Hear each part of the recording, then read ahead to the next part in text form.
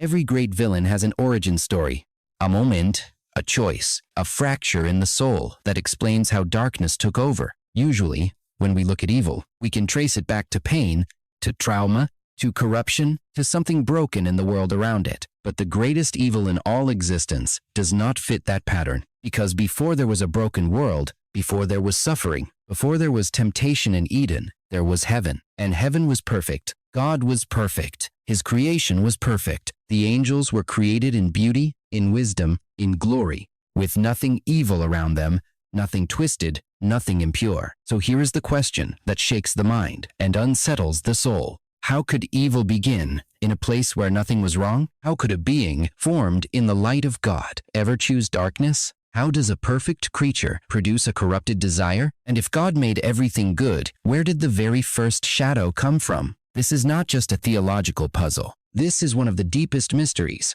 in all of Scripture, because hidden inside this question is the answer to another one. What is evil, really?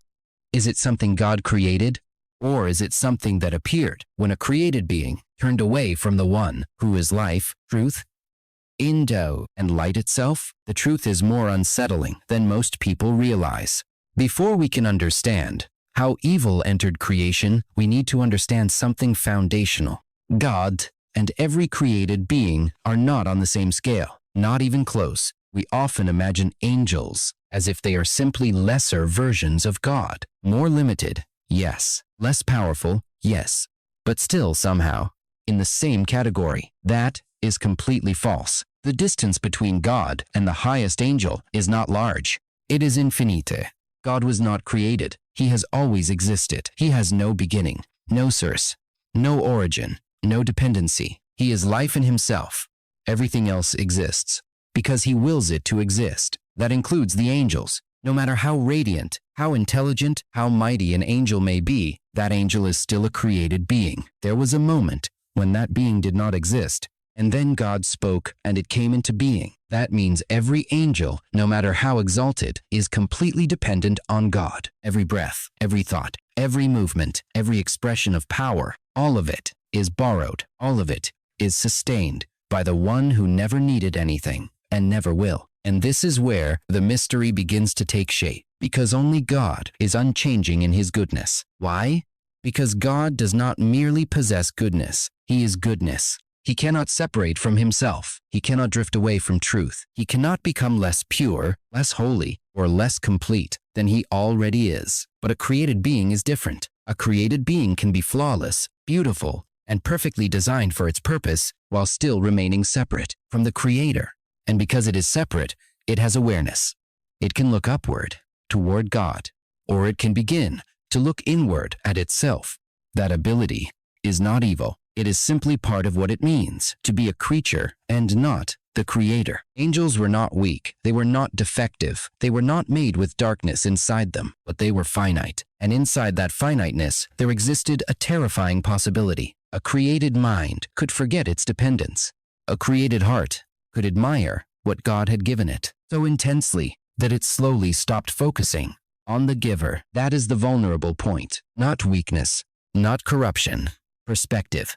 The possibility that a creature surrounded by glory might one day confuse reflected light with self-generated light. And once that confusion begins, the first shadow is no longer far away. Because the beginning of evil was not that someone became stronger than God. That was never possible. It was that a created being started imagining life, significance, and greatness apart from God. And that leads us to the next crucial question. If the angels were created flawless, how could one of them ever choose? When people hear the word perfect, they usually think of something that cannot fail, something complete, intouchable, unable to fall. And that is true when we are speaking about God, but it is not true in the exact same way when we are speaking about a created being. This is where many people get confused. The perfection of God is absolute. He is not only holy, he is holiness itself. He is not only true, he is truth itself. He cannot be corrupted because there is nothing in him that can bend, decay, or drift. He cannot be tempted by evil because evil has no point of contact inside his nature. God is perfect in a way that is eternal, unshakable, and self-existent.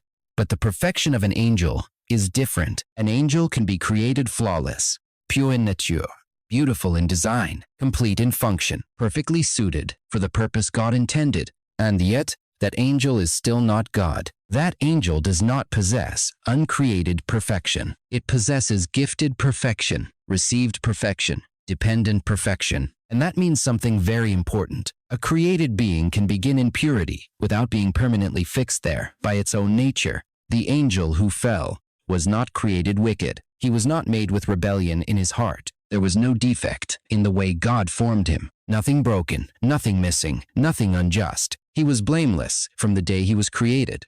But blameless does not mean incapable of choice. And choice changes everything, because the moment a free being chooses against the purpose for which it was made, it begins to alter itself, not by changing what God is, but by changing its own relationship to God. That is the terrifying power of moral freedom. A being can start pure and move away from purity. A being can begin in harmony and then choose dissonance. A being can be full of light and still decide to turn its face away from the source. So no, the fall did not prove that the angel was never perfect. It proved that created perfection is not the same as divine perfection. One is absolute and cannot collapse. The other is real, beautiful, and holy, but still carries the capacity to choose. And that capacity was not a flaw in heaven. It was part of the dignity of being a free creature. This is why evil did not need to be planted into the angel. It did not need to arrive from outside.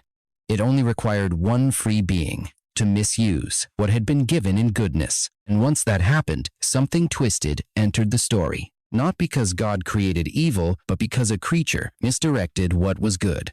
And that leads us directly to the next question. What exactly is evil? Is it a thing God made, or is it something far more disturbing? The corruption of something that was once good? So what is evil, really? Most people imagine evil as if it were a thing, a dark force, a substance, a kind of spiritual poison floating somewhere in the universe. And if that were true, then we would be forced to ask a terrifying question. Who made it? Because if evil were a created thing, then somewhere in the chain of creation, it would seem to lead back to God. But that is not what evil is. Evil is not a created substance. It is a corruption.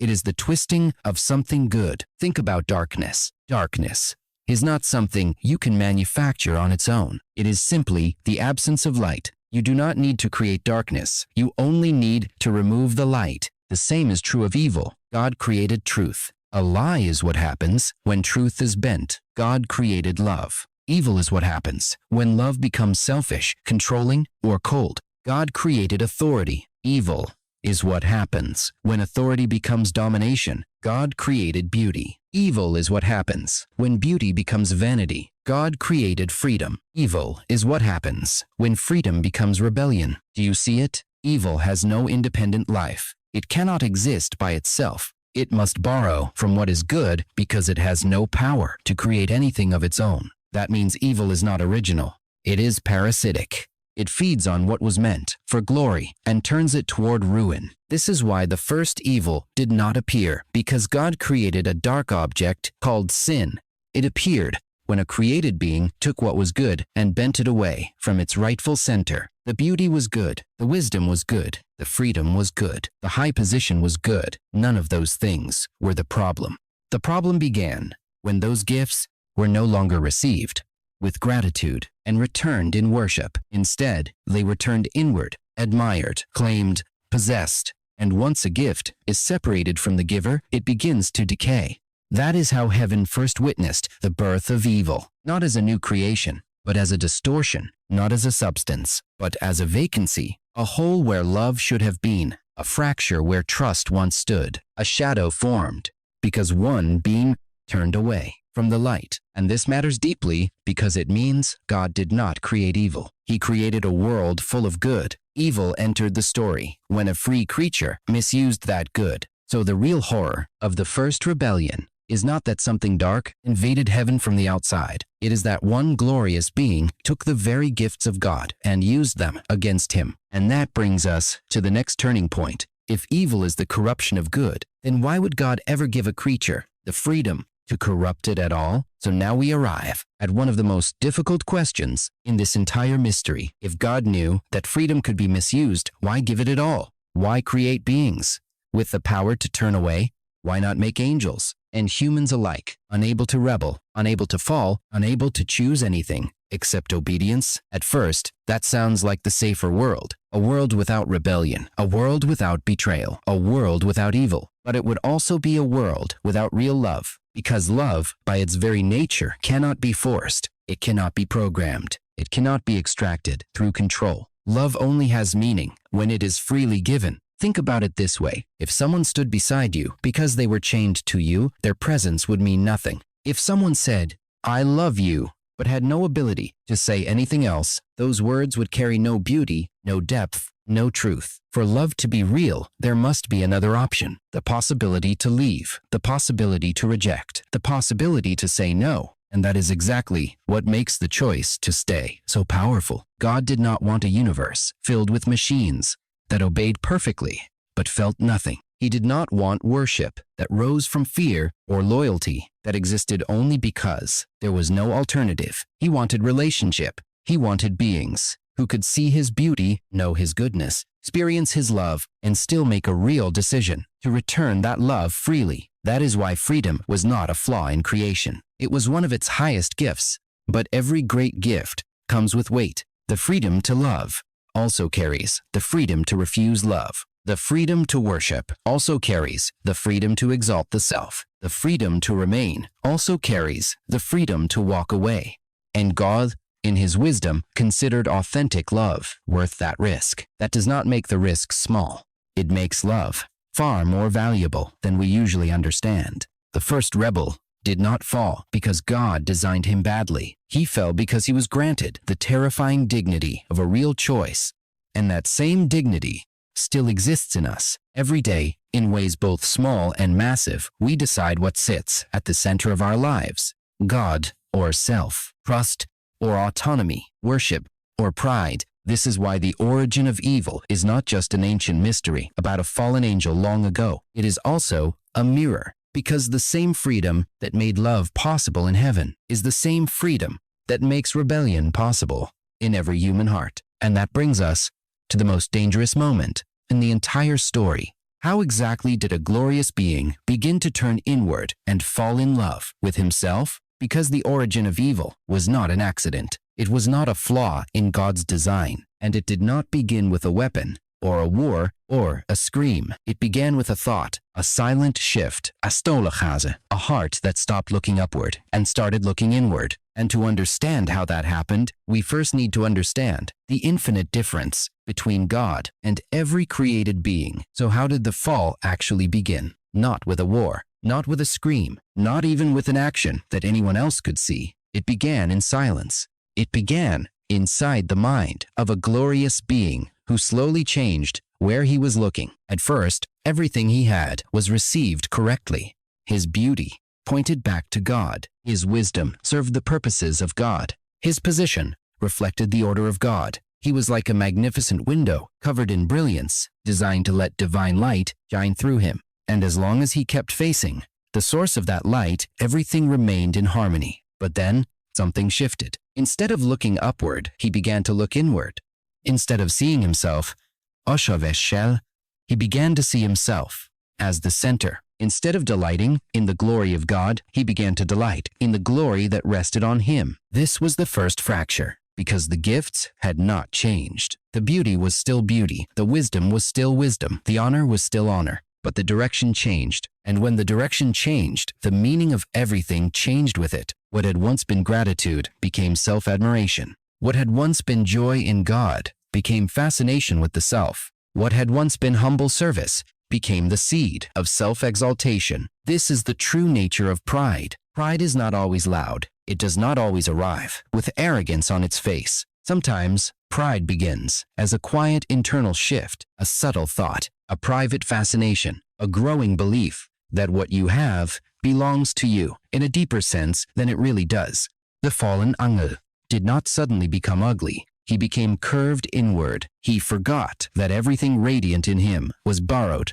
He forgot that all greatness in a creature is only safe when it stays surrendered to the Creator. And once gratitude begins to die, entitlement starts to breathe. That is what happened next.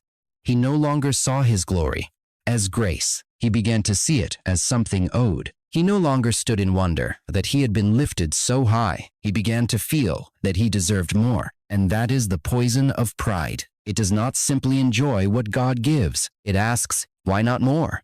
It does not simply receive identity. It demands elevation. It does not remain satisfied with reflecting light. It wants to become the source of light. That was the moment the shadow deepened. The fall did not begin because he lacked anything. It began because he became intoxicated with what he had. And in that intoxication, he stopped worshiping God and started admiring himself. And once a creature becomes the object of its own devotion, rebellion is no longer far away. Because the next step after pride is always this: comparison, ambition, and the desire to rise higher than truth itself. But now we reach one of the strangest and most unsettling parts of this entire story. Why would a being so intelligent, so exalted, so close to the presence of God ever think rebellion was a good idea? How could someone standing in perfect light choose darkness on purpose? Surely he knew he could never defeat God. Surely he knew that no created being could ever rise above the Creator. Surely he understood that to separate himself from the source of life was to step toward ruin. So why do it? This is where human logic begins to fail, because sin at its deepest level is not rational. It is not reasonable. It is not wise. It is not the result of a creature calmly examining all the evidence and making a sound decision. It is madness. That is why the first rebellion cannot be explained like a normal decision. If there had been a valid reason, then the rebellion would carry some trace of justification. If God had been cruel, the revolt would make sense. If God had been unfair, the revolt would make sense. If God had hidden his goodness, the revolt would make sense. But none of that was true. God was just. God was holy. God was radiant in his goodness. There was no defect in his rule, no shadow in his character, no wound in his love. That means the choice to rebel did not rise from logic. It rose from irrational desire, from pride so deep that it blinded reason, from self-exaltation so intense that it overpowered reality. This is what pride does. It does not merely make a being arrogant. It makes a being blind, blind to truth, blind to proportion, blind to consequence. Pride whispers, you can rise higher, even when that is impossible. Pride whispers, you deserve more, even when everything you have is already grace. Pride whispers, you do not need God, even though every second of your existence depends on him. And once that whisper is embraced, the mind begins to break from reality itself. This is why evil always carries an element of absurdity. A creature says no to the only source of life. A finite being tries to stand against the infinite. A dependent being imagines it can become independent. It is cosmic delusion, and if we are honest, we know this pattern is not foreign to us. How many times have we known the right path, seen the wiser choice, understood the likely consequences, and still chosen what would wound us? How many times have we looked back at our own decisions and asked, what was I thinking? That question echoes all the way back to the first rebellion. The origin of evil is mysterious, yes, but it is also familiar, because the same irrational pride that shattered heaven still moves through every human heart. And that is exactly why the rebellion did not stop with one fallen being. It spread. And the next question is, how did one act of pride become a movement that drew others into the same darkness? But now we reach one of the strangest and most unsettling parts of this entire story. Why would a being so intelligent, so exalted, so close to the presence of God ever think rebellion was a good idea?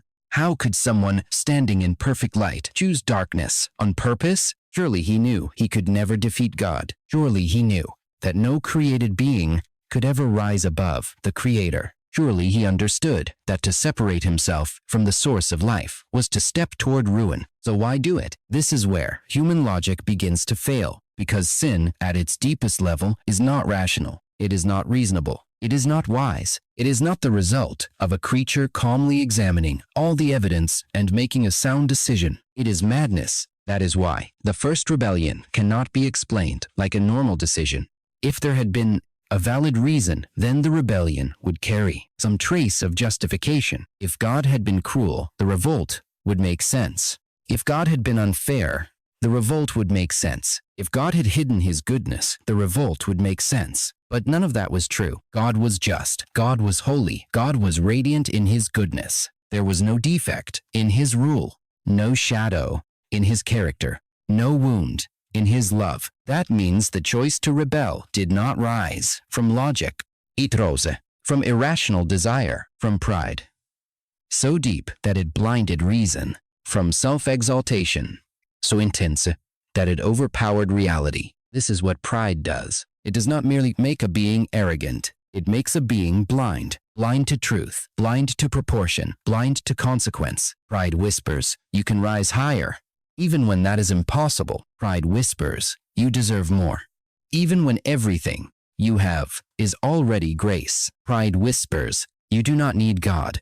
Even though every second of your existence depends on him. And once that whisper is embraced, the mind begins to break from reality itself. This is why evil always carries an element of absurdity. A creature says no to the only source of life. A finite being tries to stand against the infinite.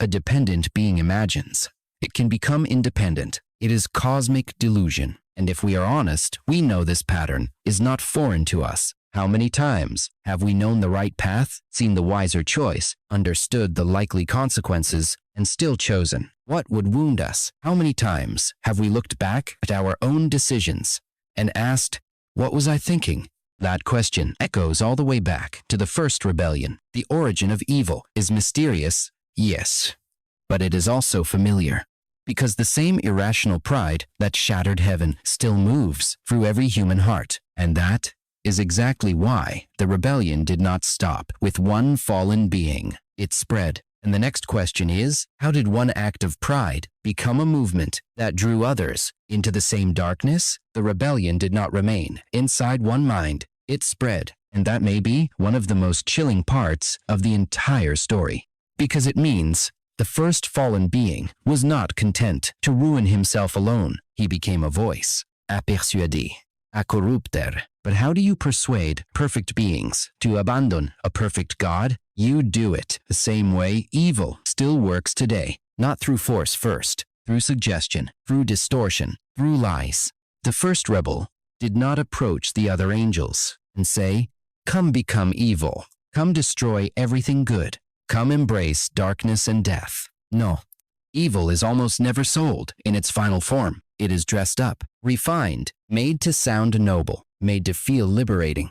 What he likely offered was not open wickedness, but a new vision of freedom, a twisted kind of freedom. Freedom without submission, greatness without dependence, glory without worship, existence without God at the center. That is how deception works. It does not begin by attacking what you hate.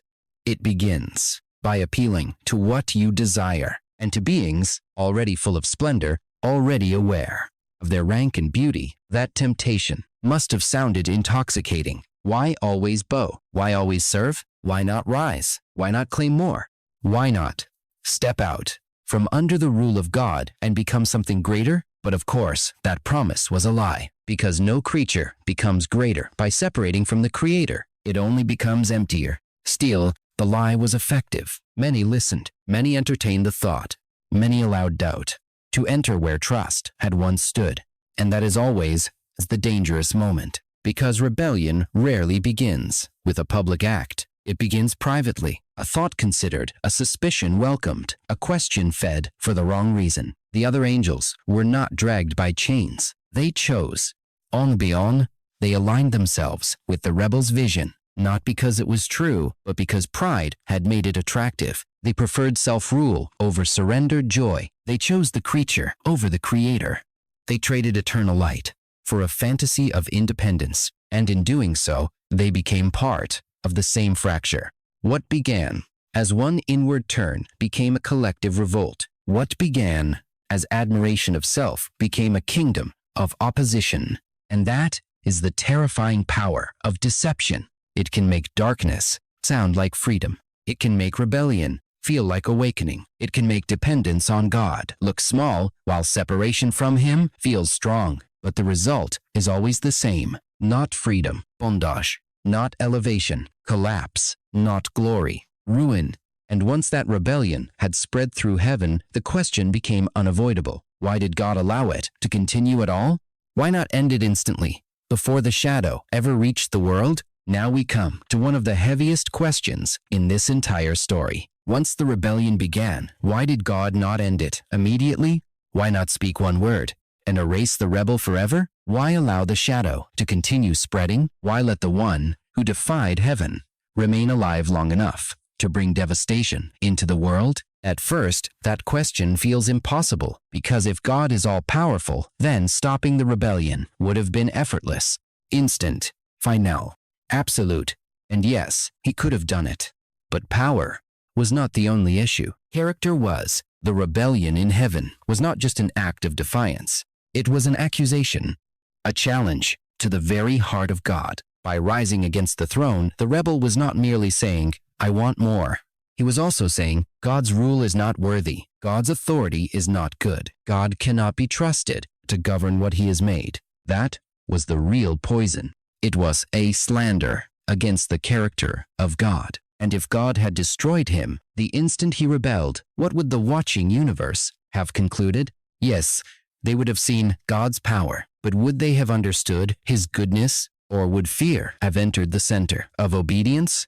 They might have served Him still, but perhaps only because they were terrified. Terrified that one wrong thought, one difficult question, one moment of hesitation could bring instant destruction. And that kind of obedience is not trust, it is fear. God did not want an eternal kingdom held together by intimidation. He wanted a kingdom founded on truth, love, and willing devotion. So instead of silencing the accusation by force, He allowed the accusation to unfold. He allowed rebellion to reveal its own nature. He allowed the universe to see where the path of self-exaltation actually leads. This is why history has been so painful, because God has permitted the full fruit of rebellion to be seen. The violence, the corruption, the pride, the grief, the ruin, the graves, all of it stands as evidence that life, apart from God, does not lead upward. It leads downward. The rebel promised freedom, but he produced slavery.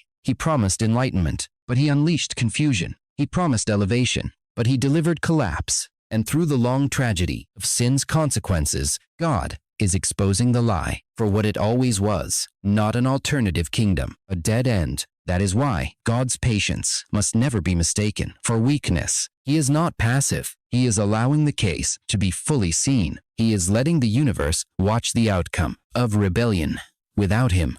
And when that process is complete, no one will ever again be able to say that God's way was unfair or that the rebel's way might have been better. But this raises an even more breathtaking truth, because God did not just allow the rebellion to be exposed. He stepped into the devastation Himself.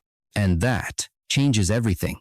And here is the most beautiful part of the entire story. God did not remain distant from the devastation. He did not sit far away, watching the world collapse under the weight of rebellion, as if pain belonged only to His creation. No, He entered it. He stepped into the very world that sin had shattered. The Creator walked into creation. The Holy One entered a wounded history. The God who had every right to judge the rebellion from above chose instead to come down and face its consequences from within. This is what makes the gospel so staggering. God did not merely explain evil. He confronted it. He did not merely announce that rebellion leads to death. He stepped into death Himself. In Jesus, God took on flesh. He entered our frailty, our sorrow, our limitations, our suffering. He walked through betrayal. He felt rejection. He stood in the middle of human violence, human pride, human blindness,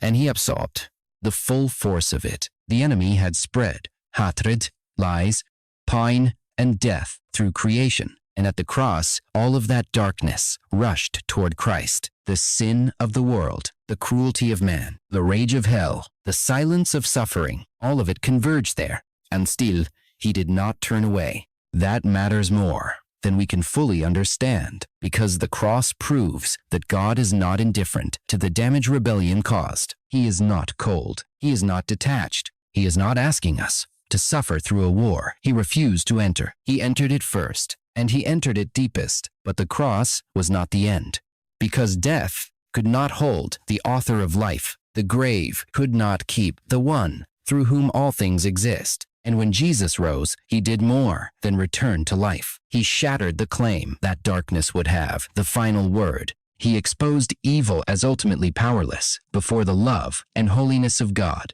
The enemy could wound. The enemy could accuse. The enemy could kill the body, but he could not defeat the purposes of God. And in the resurrection, God declared to the universe that rebellion will not reign forever. Sin will not reign forever. Death will not reign forever. The shadow is real, but it is temporary. This changes everything, because now the story is no longer just about how evil began. It is about how evil will end, not with uncertainty, not with compromise, but with complete victory. And that leads us to the hope every suffering heart desperately needs. What does all of this mean for us right now, in the middle of a broken world? So what does all of this mean for you right now? What does an ancient rebellion in heaven have to do with your stress, your grief, your temptations, your questions, your daily life? Everything. Because once you understand where evil came from, you stop misunderstanding the heart of God. When pain enters your life, it is easy to look upward and think God must be against you. It is easy to assume that he is distant or cruel or unconcerned. But this story tells us something radically different. God is not the author of the shadow. He is not the inventor of evil. He is not the source of the ruin that has broken this world. He is the source of life. He is the source of truth. He is the source of everything the darkness tries to destroy. That means when your world hurts, you do not need to run from God. You need to run to him, because he hates evil even more than you do, and he has already stepped into the battle against it. But this story also gives us a warning. The first rebellion did not begin with violence. It began with pride. A creature looked at itself and decided it could live without full dependence on God. And that same temptation still whispers to us. Every time we trust our own wisdom above his truth, every time we build identity without reference to him, every time we resist surrender because we want control, we are standing in the same dangerous place. Pride is not just an ancient angelic sin. It is a human one, and it is often quiet, respectable, polished, hidden beneath ambition, self-protection, or the need to be our own center. That is why this story should humble us, not crush us. Humble us. It reminds us that every good thing we have is a gift. Every breath, every strength, every opportunity, every moment of grace. And finally, this story gives us something the world desperately lacks: hope. Because the chaos around us is not ultimate. The cruelty is not ultimate. The injustice is not ultimate. The enemy is active, yes, but he is not victorious. This world is not the final chapter. The darkness is loud, but it is temporary. The rebel is real, but he is already defeated. And one day, the God who allowed history to reveal the true cost of sin will close the story completely. He will end the war. He will remove the shadow. He will heal what evil wounded. So when you look at the pain of this world, do not assume that darkness is winning. Look deeper. The throne of God has not moved. The light has not failed. And for those who trust him, the ending is not fear. It is restoration. It is justice. It is peace. And it is coming. So in the end, the origin of evil does not reveal a flaw in God. It reveals the terrible cost of turning away from him. The first shadow was not born because darkness was stronger than light. It was born because a created being chose to reject the one who is light itself. And ever since that moment, the same lie has echoed through history. You do not need God. You can rise without him. You can rule yourself. You can find life apart from the one who gave it. But the story of heaven, the story of earth, and the story of the cross all declare the same truth. That lie has never led to freedom, only to ruin. And yet, this story does not end in despair, because the God who was rejected is also the God who came to rescue. The God whose goodness was questioned is the same God who entered our suffering, carried our grief, faced our death, and rose again to break the power of darkness forever. So the final message is not simply, evil began. The final message is this: evil will end. The rebellion will not last forever. The shadow will not rule forever. The pain of this world will not have the final word. One day, God will remove everything sin has broken, and on that day, the universe will stand as eternal proof that His way was always right, His heart was always good, and His light was always greater than the darkness. So now the question is not only where evil came from. The real question is, when the light calls you, will you keep living in the shadow, or will you turn back to the one you were created for? If this message spoke to you, share your thoughts below, and do not forget to like, share, and subscribe for more Bible-based messages.